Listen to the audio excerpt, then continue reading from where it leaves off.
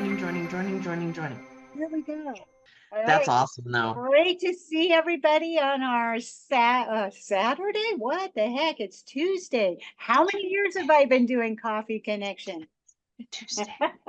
Is today Tuesday? Today is Tuesday. So it's so good to see everybody. Oh, it's wonderful. Hi, Sharon.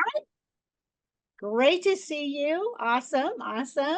Got everybody jumping in here. We're going to give it a minute. Let everybody jump in because everybody likes to start. Oh, Louise. Hi, how are you? Great to see you.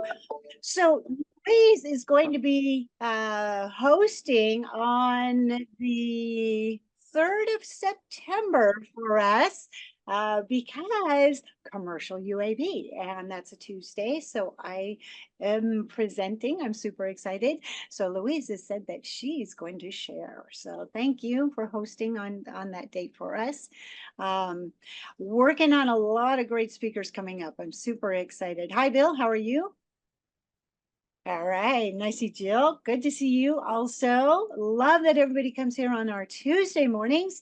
And I am going to kick it off with a couple of announcements, but I know why you're really here is to talk to Aaron about LiDAR. So let me get through this really quick, and then we will segue over to him. First, I want to do a big shout out for the sponsor, onthegovideo.biz, empowering drone pilots to soar to success. And if you would like to book a discovery call, I am going to put a link in there for that. I also want to do a mention that Jennifer Pigeon is moderating the Executive Council Women in Aviation, Emerging Aviation Tech.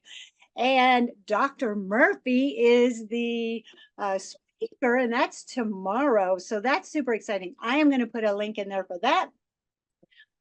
I have a lot to say today, apparently. So we also have an announcement coming up as far as let's meet up, right? I haven't actually put this out to anybody yet, but if we're all going to commercial UAV, let's try to meet up. And I was thinking a great time to do that is at the welcome reception that they'll have maybe on Tuesday, and I'll gather. I hear that some people are not able to make it, so we definitely want to do a group photo and send that out to everybody, right? There's also one other meetup that I am going to be doing, and it's in San Diego. Going to be hanging out at the beach, and so if you're interested in that, I'll put my phone number in there, and you can text me and say, "Hey, let's meet up." I have a lot of friends here in San Diego, and I hope to see you out there hanging at the beach. So, with that, I'm going to put all that into our chat. I hope that everybody is here to connect, right? That's what we're all about. So put your information into the chat. Let's hear what you're doing in the industry and put your contact in there as well so people can reach out, right? Now, I know you're here for Aaron, right? So I got to bump over, and I'm super excited because LiDAR is amazing. And Aaron Beach is here to discuss with us LiDAR, some of the options that are available, when we would want to use it. And I'm going to segue over to you, Aaron. I'm going to make you spotlight for everybody. Thank you for joining us here today. Well, thank you so much. Nice to see everyone this morning. And this is my first time with the Women in Drones, but I'm honored to be here and share kind of the gospel of LiDAR. I've known Jennifer Pigeon for almost 8 years now, and she's become a good friend and told me about this group, and so I've been quietly promoting it for a long time, and I'm just happy to be here with you guys and help kind of break through some of the noise with that goes on with LiDAR, and hopefully answer those questions. So with that said, are you ready for me to share my presentation? Okay. Yes. Awesome. Let's do it. Okay. So first of all, just a little about who I am. I've been in the drone business for 8 years. I launched Autel back in 2016. Got into the consumer drone spot, and unfortunately, they fired us all at the right after CES 2017. So it was a short but wonderful introduction into the drone world. I launched a couple of underwater drone startups in right before pandemic, and then shortly before COVID hit, I joined Microdrones, and so I've been here about 5 years now. But I've got two grown daughters now, one that starts at the University of Washington this fall, and the other who just graduated from Western Washington University. I'm very proud of them. I'm also a girls basketball coach, and I've been coaching for girls for over 10 years now. So that's my off-season winter hobby, and I love it. I love working with the girls and mentoring and just being a part of their world. But so in terms of agenda, here's kind of what I was thinking, and I want to keep it kind of open, but I mapped this out with the idea that there's probably different levels of understanding of LiDAR right now. And I apologize for my camera. The light's going to fade in and out. I don't know why. So we'll talk about some of the industries where it's most common. Then we'll talk about just some various considerations, and then GeoCue's approach to LiDAR. We'll talk about Microdrone's Easy One, which is an all-in-one integrated drone LiDAR solution. Then I'll show you some comparisons. People often want to understand the differences between a product like the DJI L1, L2, and kind of the higher end stuff like ours. We'll talk a little bit about mobile mapping, because that's become a big thing here in the last year or so.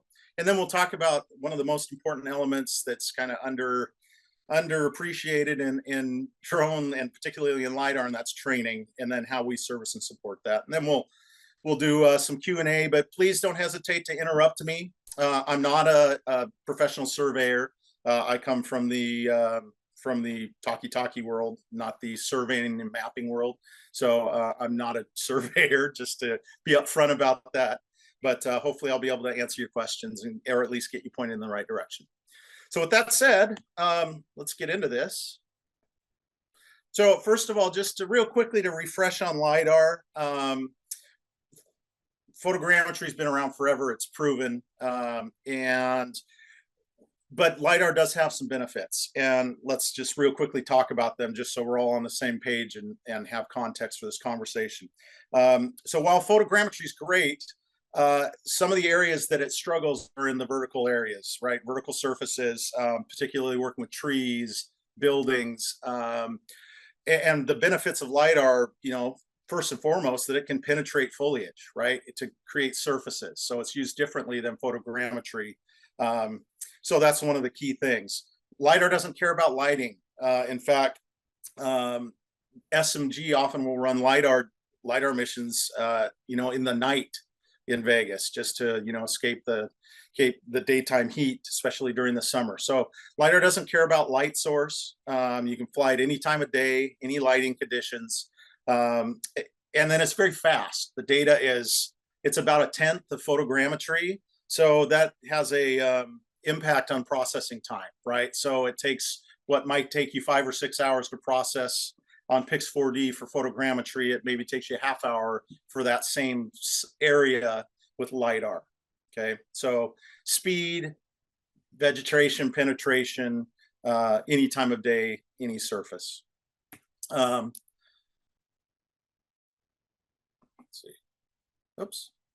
Okay, so continue on that. Why use drone LiDAR? It's definitely faster, upwards of 90+% from a traditional survey. And it really works where photogrammetry doesn't, as I was just saying, particularly in complex environments, tree canopy, thin wires, tall buildings, that kind of stuff. It's a dramatic improvement in safety. We see a lot of, the surveying industry in the US, your typical survey is 57 years old now. So in terms of, people walking around hillsides in treacherous environments, these LiDAR drones can definitely help with that. They're very fast to deploy, as you guys know already. And what I think is really cool about drone LiDAR is it's a surveying equalizer. So it benefits small companies or single person shops just as much as huge engineering firms. And that's one of the really neat things about the technology. You can make money with the technology as well. That's really obviously why you guys are here, is to make money. And with the drone LiDAR versus other, like for instance, a base station, or a GPS rover, this product can help you make a lot more money versus a similar priced object. And then one of the things that's really fun about this business is we're constantly growing, and I'm hearing new ways that people are expanding their services. So I love hearing from you guys, and you guys tell me all the cool things you guys are doing with drone lidar, and then I like to share that. But there's all kinds of new ways to deploy it. So some of the industries that we see most frequently using drone lidar, engineering. Our biggest customer base is surveying and mapping firms, in large engineering firms. But we do a lot of work now, starting moving into construction, and I'll show you a slide here in a second that shows just how much drone use is happening in construction. Transportation infrastructure. We do a lot of DOT stuff. They're some of our biggest clients, but anywhere there's a corridor is something that we're often surveying. Forestry and vegetation monitoring is a big one. We do lots of work with Department of Natural Resources and companies like that, or agencies like that. Mining and quarrying, for those of you in the Southwest, lots of mining opportunities. You've got like Freeport-McMoRan and these huge mines that are looking for quick ways to survey, do volumetric calculations and stuff like that. Environmental monitoring, again, with the DNRs, disaster response. We're moving into the utility world quite a bit for measuring line sag and vegetation remediation. And then we see a lot of work with precision agriculture for water runoff to understand, for crops, you've got areas that maybe aren't, containing the moisture. And so we often use drone lidar for erosion monitoring. And then all kinds of urban planning and development. They're mapping whole cities now. The state of Michigan, I think, maps using air lidar. I think they map every 3 years using lidar for the entire state. And then one of my favorites, and I haven't got to participate in one of these yet, but I'd love to at some point, is archaeology and cultural heritage for, digital twinning, that kind of thing, which I think is a really cool use for these. You see all these lidar point clouds of South America, which are just fascinating to me, or going through the Yucatan Peninsula and seeing all these, ancient habitats and stuff. I love seeing that. So in terms, hang on, I'm going to move this. There we go. So in terms of construction, I want to just kind of touch on this. This map means something different to each of you, depending on where you're at. But you can see that, particularly in the East, everyone's using drone lidar quite a bit in the construction world, and particularly the Southwest as well, Texas. I'm in Seattle, and for whatever reason, the Pacific Northwest has decided that drones aren't for them.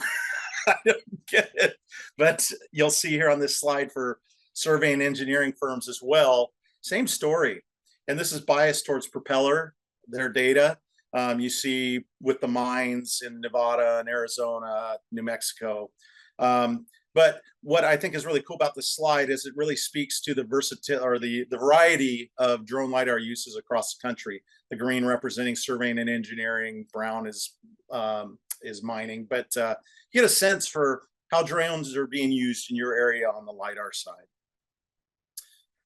Real quick, want to touch on this just to make sure we're all clear, and hopefully everyone understands this by now, but it does really impact your, where you guys are planning and to make your purchases moving forward, and how you work with your clients. So the blue is essentially a DoD spec. We do work with the DoD.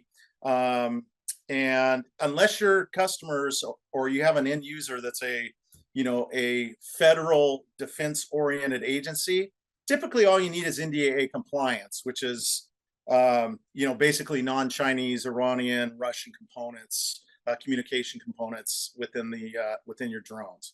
So for the most part, for our purposes, we're typically talking about NDAA compliance. And I'm happy to answer any further questions on that one, but I think at this point, people are starting to see it with the DJI legislation. Okay, so let's talk a bit about, go ahead. We do Yes, ma'am. have a couple of questions that did pop up into our chat. Did you want to go ahead and take them right now? I Or would love to, if I could figure out. I can, that's okay. Can you, I yeah. got this. Give it to me. Okay. So Sheila asked if you have done anything with the Baltimore Bridge.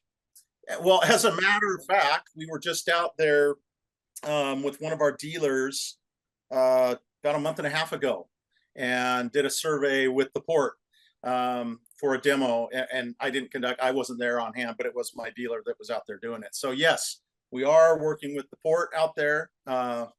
Ironically, that's kind of funny that you asked. Perfect timing, right? So Yep. there's been some great information into our chat regarding some of the people who are using LiDAR already. There's some connections to someone that is wanting to get into the LiDAR and add that to their workflow. And so that's been awesome. There's been comments in there as far as how they're being used, water, erosion, construction, and such like that. Audrey just asked about your charts, though. Are those charts normalized for population or leased area?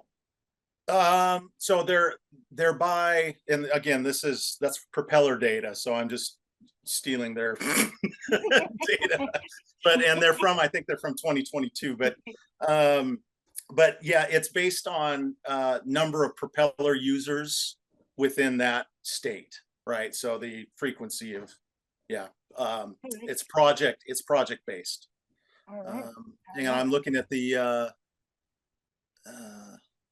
just looking at her chat, see, going through here. Okay, cool. Sounds like you guys are using them all over the place. That's great. Okay, so let's talk a little bit about LiDAR and the differences in LiDAR, because I think that's one of where the confusion lies. Why would I spend 13 grand on a DJI L2 versus 70 or 80 grand on some of my stuff, right? And so let's help you understand, why that is. So first of all, we're talking about single versus multi-beam LiDAR sensors, and we can thank the auto industry for drone LiDAR, or the accessibility, at least for the average person. So a multi-beam sensor is what you see in cars, right? That's where the volume comes from in LiDAR. And so those are typically 16, 32 beams. We have one that's 128 beams. Okay, they're noisier. The beam quality is less, but they're a lot lighter and they're a lot cheaper. And so that's the real benefit of multi-beam LiDAR. That's what's in your car. Single beam LiDAR has been used for a long time. Previously had been aero, mounted to planes.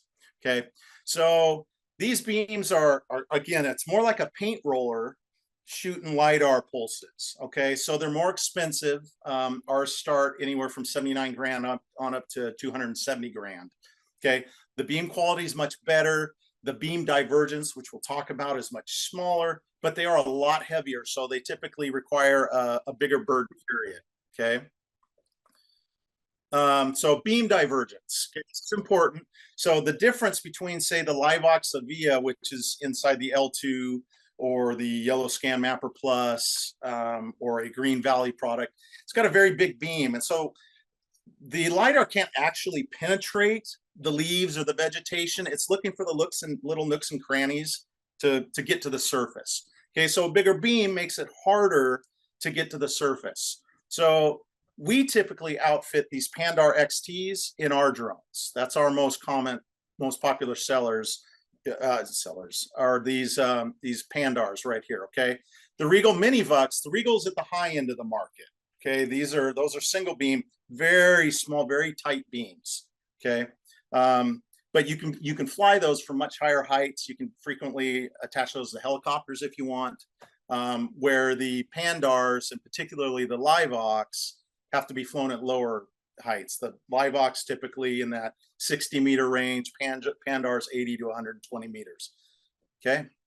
To understand really quick, also, it's important to understand that the IMUs play a critical role in these in the quality of the drone LiDAR. Okay, so basically, so we use most of our payloads. We use an Aplonix IMU, which is a Trimble product.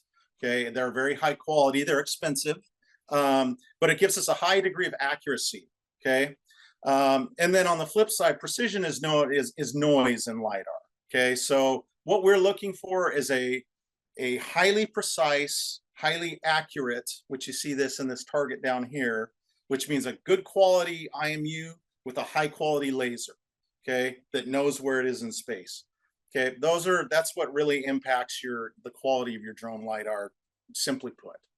Okay, we take a little bit of a different approach to drone LiDAR. We create what we call 3D imaging systems.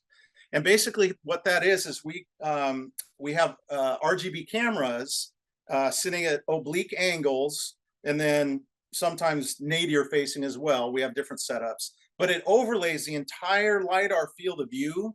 So you only have to fly one flight, and everything is colorized properly. We use ray tracing from the RGB camera to colorize the LiDAR data. So you get a very accurate, precise scan that's true to the color as well.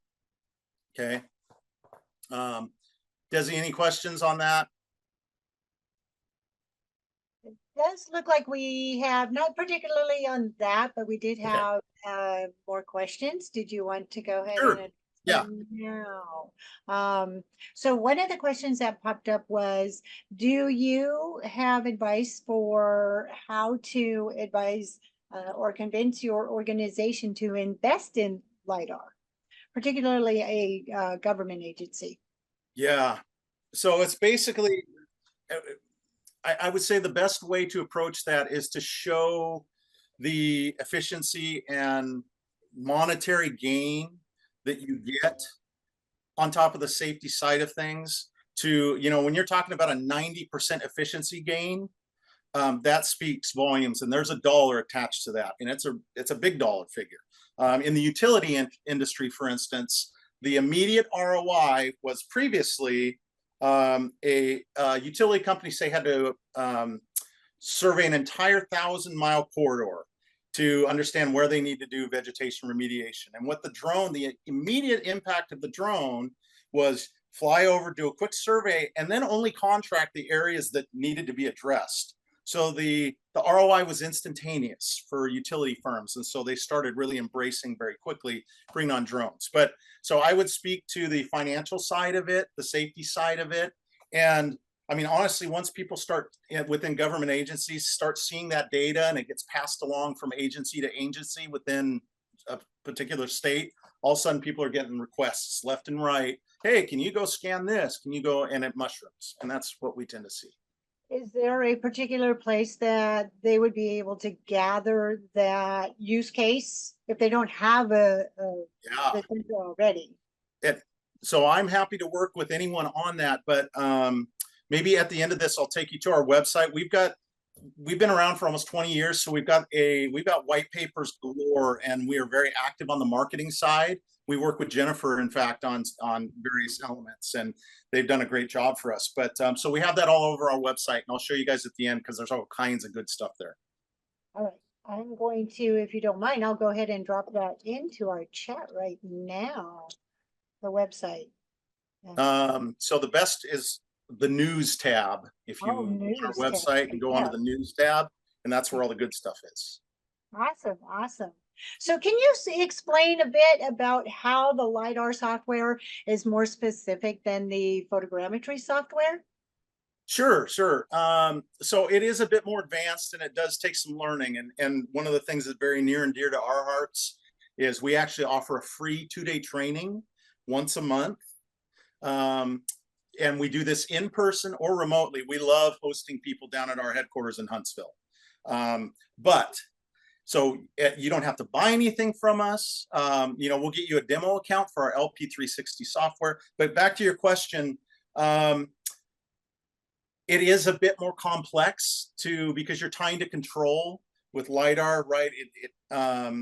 And you're classifying these point clouds, right? You're removing vegetation or you're removing specific objects.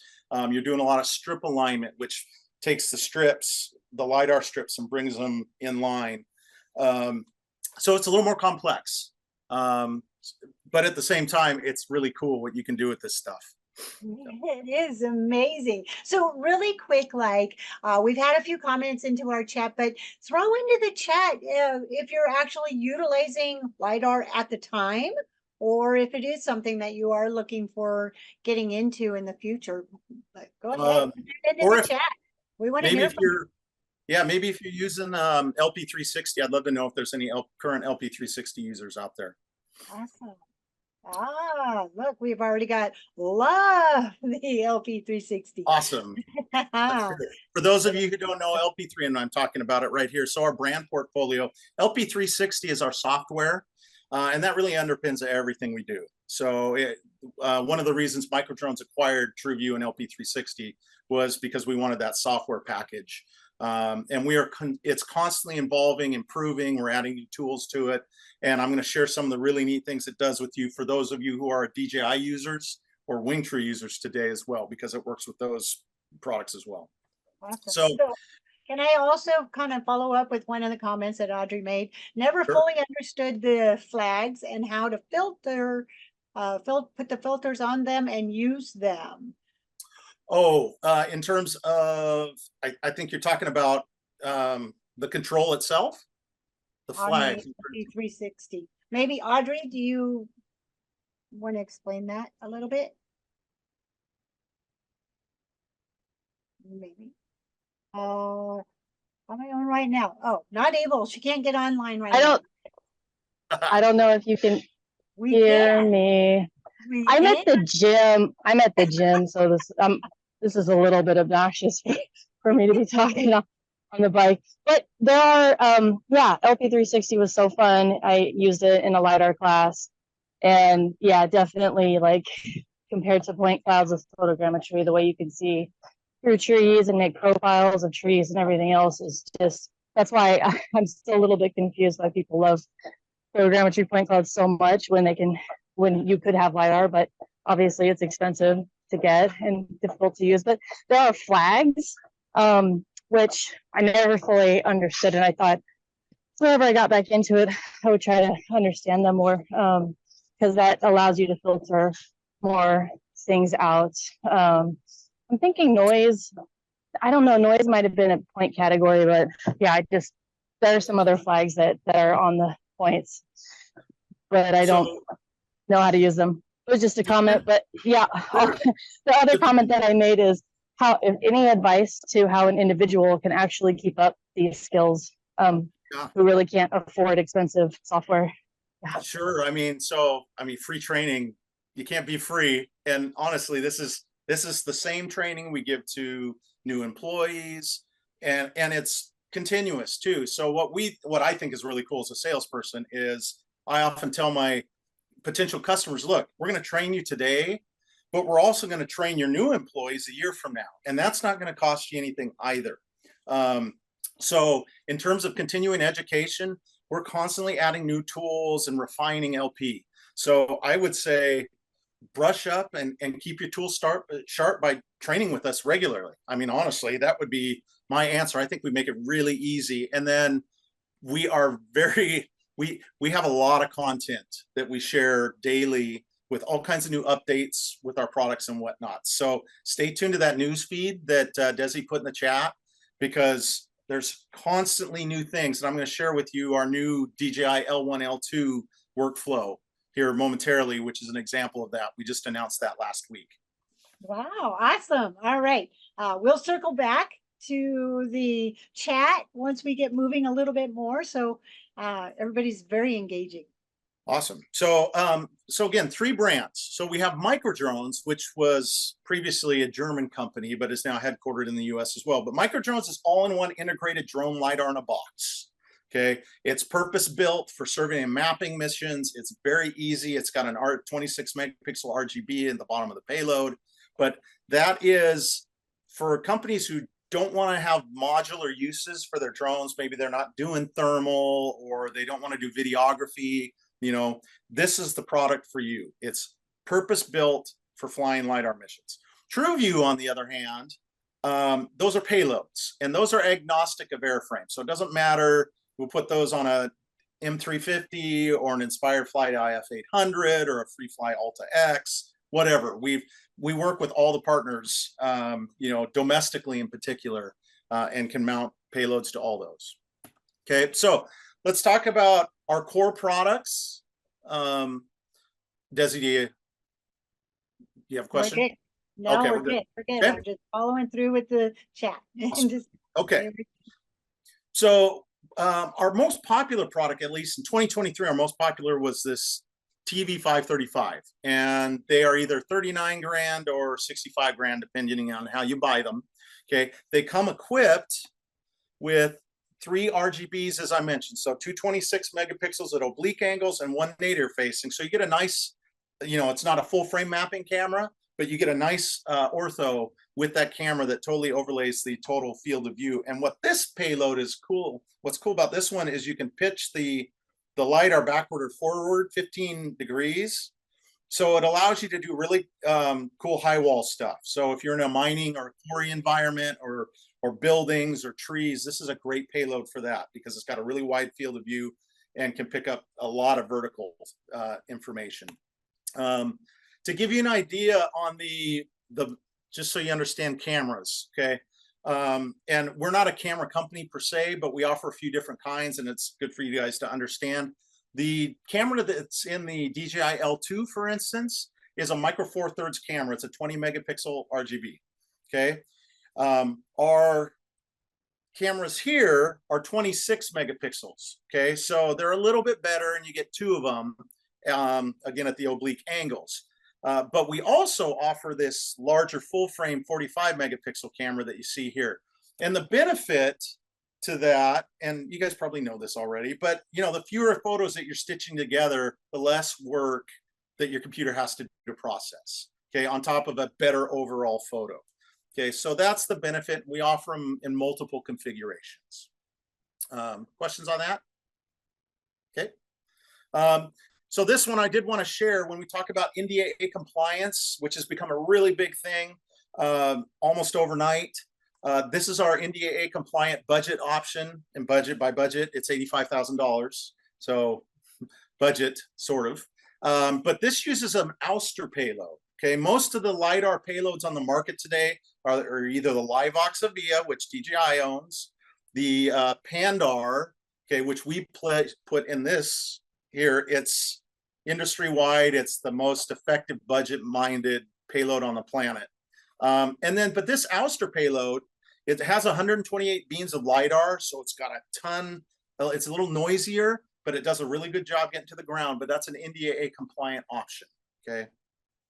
Let's show you just some examples of what an L2 versus some of our products looks like. And first of all, when I was talking about being able to pitch your LiDAR forward and backward, the benefit, as you see here, is you pick up a lot more information on the vertical surfaces, right? Versus a fully nadir facing scan, which is in the DJI, okay? And it has one downward facing or nadir facing 20 megapixel RGB. So that's one of the real benefits is that you get a lot more data on vertical areas. And so that directly translates to about 40% more area covered on any flight, which is efficiency, which is money. You guys all understand that. The faster we can fly something, the more area we can cover, the more work we can do, okay? In terms of in-track field of view, here's an example. So this is just our headquarters down in Huntsville. You can see that we get a lot more data on the vertical surfaces than the L2. And that's because of, the much wider field of view on the L2 or on the 535, our payload. Now, the L2 is great at getting to ground. Their big claim to fame on this product is that they get 5 returns on the laser, okay, which is great. So what that means is it's going to crack through this foliage here and get to the ground really easily. Okay, and it does do that. Now you can see with us, not only do we have a much cleaner, much less noisy surface, but we're also getting a ton of data in the mid-range, okay? And so where DJI is really good for getting crown canopy information and surface data, we're really good at getting it all, okay? And that's where our strength is, okay?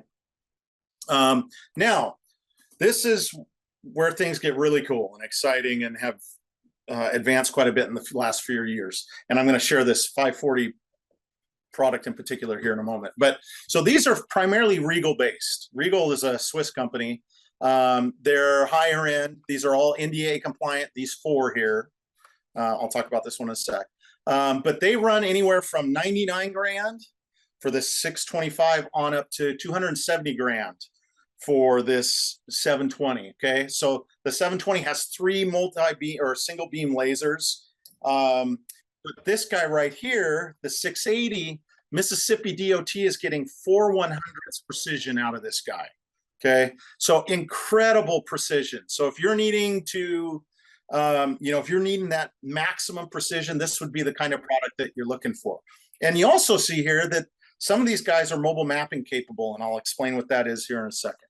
But the main product I want to talk about is this 540 here, because there's nothing else like it in the market today. In 2024, it's the biggest differentiator out there in the drone world, and it's our exclusive product. So this is the 540. This is a Chinese sensor, okay? So it's not NDAA compliant. However, this is a single beam LiDAR, so you're getting precision engineering grade LiDAR data, sub-centimeter, curb and gutter for those of you who are doing, any kind of concrete work. You're getting sub-centimeter. It's got a 45 megapixel full frame mapping camera that overlays the whole thing, and they're 79 grand. Which we've never caught. This is equivalent to our $200,000, and I'll show you a scan here in a second, but compared to this, okay? So 79 grand, and then I'm gonna show you the best deal in drones right now here in a moment. So to give you an idea of our 535, which I just showed you, versus that 540, the fancy one, you can see with the 540, it's getting, obviously it gets a good surface here, but look at all the information. You get information at every level. And the reason is it gets 8 returns on the laser, which means that laser is pulsing 8 times in the same spot to get through to the surface. So we get tons of data with this thing, far more data than you're probably ever going to be able to use, okay? This is on our rooftop, just to give you an idea of the level of detail. Here's an L2, right? You're not getting a lot of information on, this is a couple of centimeters here. You're not getting a lot of information on the roof crown, with the L2. And then here's on the curb out in front of the building. Again, we get a very clear, very clean curb where you're not really getting that kind of information from an L2. Just to help you guys understand, all right, I'm going to spend, 13 grand versus 80. What's the difference? Okay. It's engineering grade data versus acceptable LiDAR data. The L2, to put it in perspective, or the L1, it's dicey whether or not that's survey grade data, but the L2 definitely is. Here's another example of that. You can clearly see the slat lines in the roof. So here's the best deal in drones. Okay. We recognized that we were losing a lot of business at the entry level, the companies that were subsidizing their hardware and making money up on the back end for processing. So we basically mirrored that strategy, and we introduced Flex. So here's how Flex works. So you pay 58 grand for the hardware, and then you pay a yearly subscription fee of 6,700 bucks, and you get all your software with it. And I guess I should have said that from the start. All of our software is included with any purchase with us, and that's where we are very different. So anyway, you're looking at basically, what's that, 65 grand for your first year, and then 67, each year after that, for a survey or engineering grade LiDAR that's really unmatched outside of 200 grand or more in the industry today. In 2024, this is the best deal out there. You guys know drones, it's constantly changing, but right now there's no better deal in LiDAR. So this is an actual real good time to ask, is there any educational packages available? Yeah, so it's interesting that you say that, because we offer, it's kind of a case-by-case basis, but yes, we are interested in the educate. We don't have a flat, but we can certainly work with, customers who are on the education side to, offer educational discounts. You bet.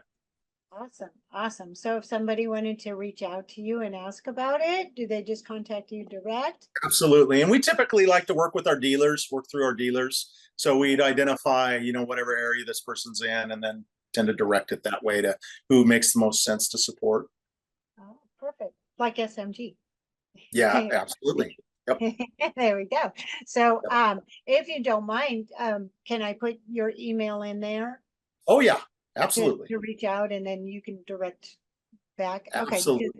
I know we do have some educators in our group here, and so Yep. it'd be great for them to know. Sheila's also asked a question about what size drone will the TV 540 Flex work Great with? question. Yeah. Great question. So the good news on this one is it's actually only a 2.5 pound payload. So this will fit on an M350 very easily.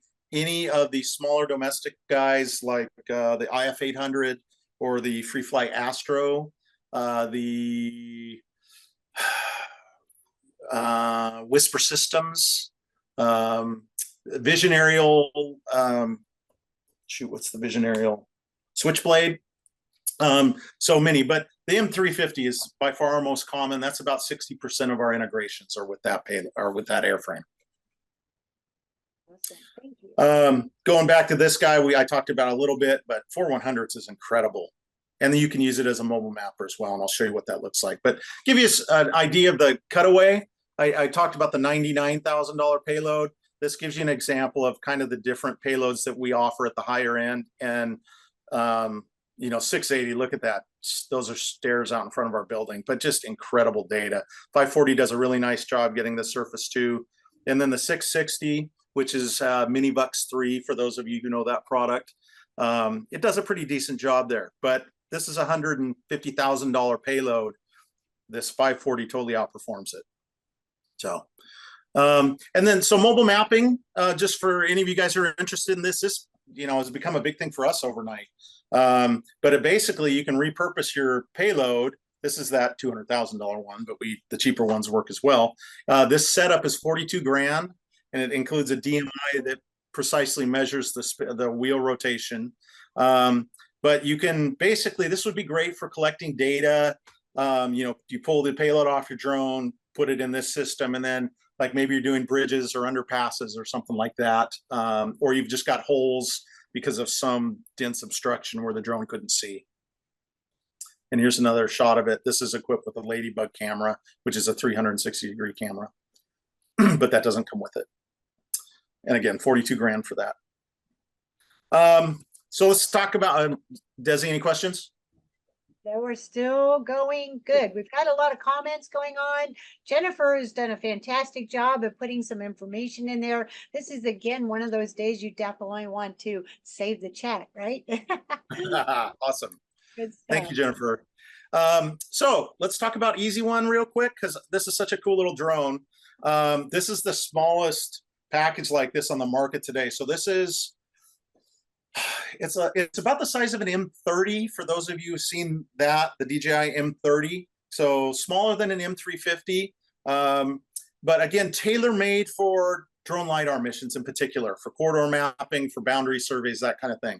But one of the really cool things about this guy is it uses the LiDAR puck for terrain following. So you don't have to upload potentially outdated SRTM data to your flights. You just, and I'll show you here, all you do is map it out. You draw a little mapper with your finger around the area you want to survey. It auto-populates everything. You set your height. It'll do your flight lines, your overlap. We typically fly at 40% overlap, which is a lot less than photogrammetry. And away you go. And the missions are all automated. It has downward facing and forward facing obstacle avoidance. And LiDAR missions are kind of boring, but this thing does an amazing job of collecting the data, getting incredibly precise data, because it's got, see these two black things here. Those are dual GNSS receivers. So we get very precise headings with this drone.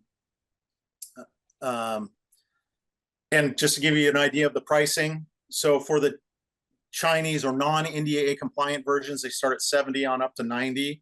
And then if you want NDAA compliance, Army Corps of Engineers, for instance, uses something like this. They're a bit more expensive, and they use Ouster payloads versus the Pandars. And then I got to share this because we just announced this on Monday, and we're super fired up about this. It's not drones, but it's really cool. So this is a 3D hand scanner. It's budget minded. It's going to be very affordable. They're going to start about 30 grand. But it basically takes that same drone LiDAR puck and allows you to walk around and scan internally as well. So you could fuse, you could synchronize an aerial scan with a terrestrial scan, a mobile terrestrial scan, and this is dual GNSS and SLAM. So you can actually go in buildings and maintain your connection with the GNSS until it switches to SLAM, and that makes it very unique. So that's that. It's not drones, but it is really cool, and we envision it being used all over the place. You know, accident, crime scenes, all kinds of mapping type of environments, video game skinning, you know, that kind of stuff. Like, imagine your EA Sports going out and doing a golf game, and you can take this thing out on the golf course. So lots here. Please reach out to me if you would like to learn more. Wow, that's awesome. So really quick, like, so you said it's taking the puck that would have been on the drum. Yeah. Does that mean it has an adapter that we could put it on the drum? No, unfortunately not. They're separate, but great question. I'm sure we will offer that at some point. But this is our first kind of foray into this. But Exciting. Yeah. Yep. So let's talk real quick about LP360, because this one, as much as any of our products, may apply to you. Okay. So LP is just basically our way of processing LiDAR software. Okay. That being said, here are some of the things that it can do. Okay. So it's obviously going to generate a point cloud, but you can classify that point cloud and remove all that, whatever data you don't want. Frequently, that's the vegetation, but it's also often buildings, vehicles. So you can classify all that information, pull it out. Okay. And again, it comes with this software. Okay. Any purchase would come with this software, or you can buy it standalone. So for vegetation management, I'll show you a couple of slides here in a second. Break lines, volumetric calculations. We've just introduced a new tree management software, so all kinds of stuff. And this is a constantly growing software. But what's neat about it is, so we just introduced this earlier this week, processing for DJI L1 and L2 users, so that you no longer have to use DJI Terra whatsoever. Okay, so you can bypass Terra, which is running in the cloud on the back end for us. So this isn't going to fix NDAA compliance issues, but it's a workflow thing, so that you no longer have to go to Terra, run your trajectories, and then move it over to a geospatial software like LP to process. Okay, now you can run the whole thing right through our software. Okay, and this also works the same with Wingtra. So we partnered with Wingtra a couple months ago to do the same thing. Wingtra doesn't have their own drone LiDAR software, so they use us.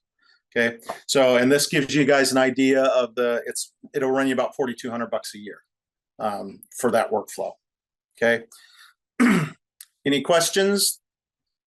Yeah, just a lot of comments going on in the chat, but I think we have addressed all the questions. Great. Okay. I wanted to show this one. I had mentioned the utility example, and I think this is a really cool example for showing the power of how this can, improve our daily worlds. So this is our utility tool, but basically, it just draws a line down the power line corridor, and then it creates a heat map, which shows you all the vegetation within 10 feet, 15 feet for the lighter blue, and 20 feet with the dark blue. And what that does is that informs the utility company, all right, this area, this is what we need to remediate to be within code. Okay, so imagine you're going down a corridor. There are a lot of areas that don't have any vegetation at all, so you don't need to address that. So you don't need to quote it or have it addressed and pay for that. But that's an example of a really cool tool that we offer. Again, we just offered some forestry management tools that are for tree farms.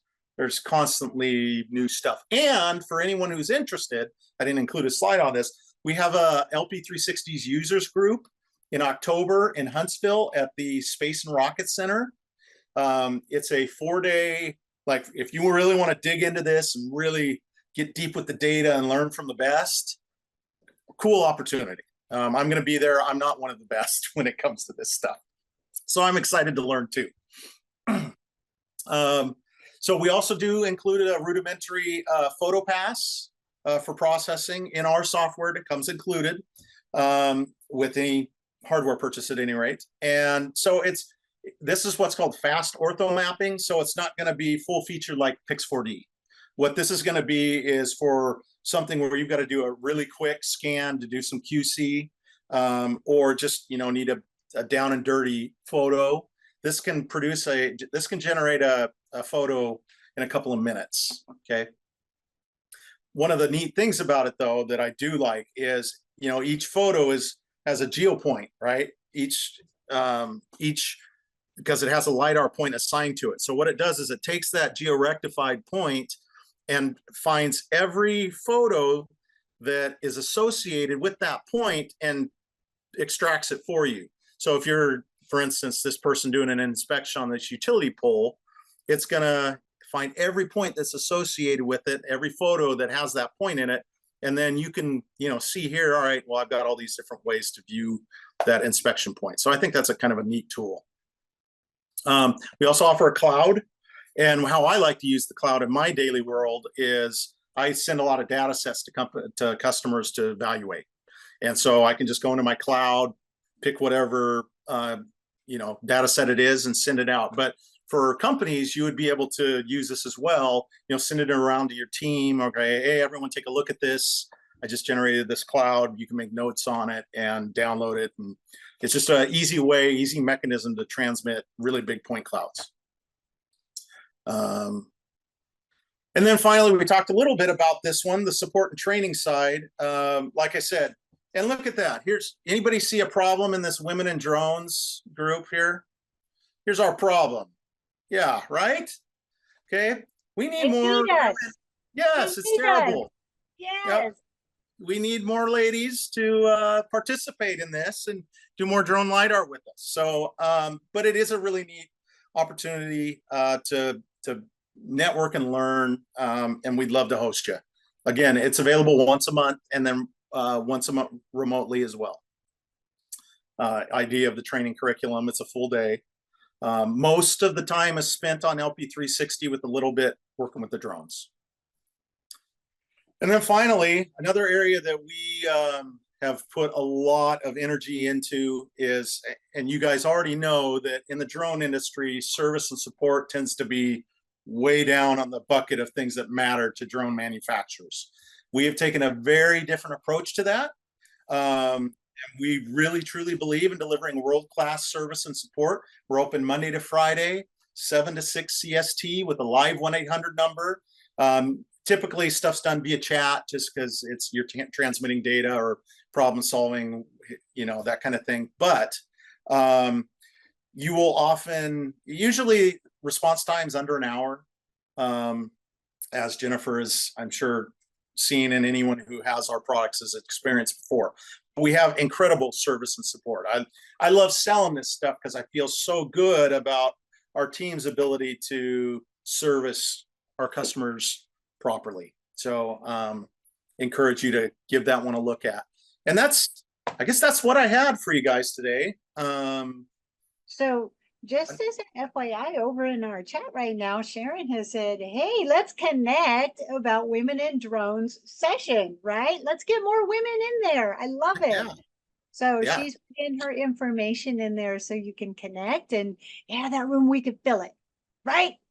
We could even do a users group with the Women's in Drones down at, or training specific for you guys down in Huntsville, maybe. Just an idea, throwing it out there. I like it. Yeah. Yep. Something we can work on.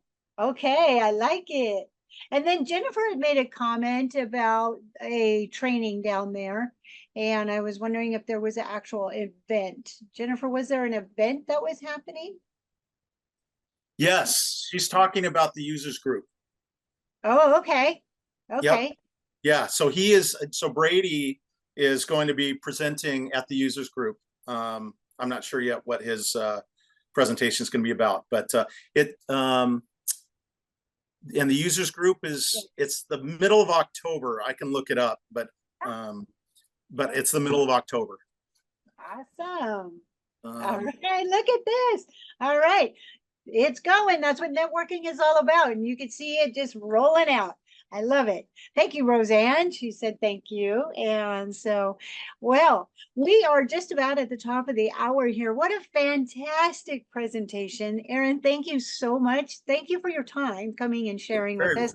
Thank you for sharing your knowledge. And I'm super excited to see what might be happening in the future. And I love all the information that you shared with all the new products that are coming out. That's exciting. Very, very exciting. I enjoyed being here. Thank you for giving me the time, and please don't hesitate to reach out. I'm happy to do this again, you know, as events warrant. So All thank you right. guys. Awesome. All right. Well, we are about out of time. It's about 5 minutes till. So if somebody wanted to run and get ready for their next meeting, you got a few minutes in there.